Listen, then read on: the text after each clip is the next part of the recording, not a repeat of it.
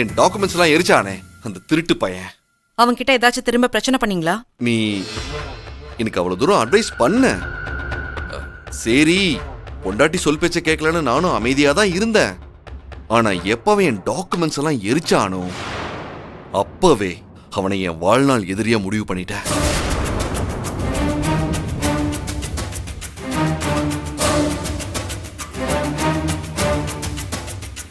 என்ன பண்ணி தொலைச்சீங்க? என் வாழ்வாதாரம் என் எதிர்காலத்தெல்லாம் அவன் நாசம் பண்ணான்ல, அவன் ஆட்டோவை கொளுத்திட்டேன்.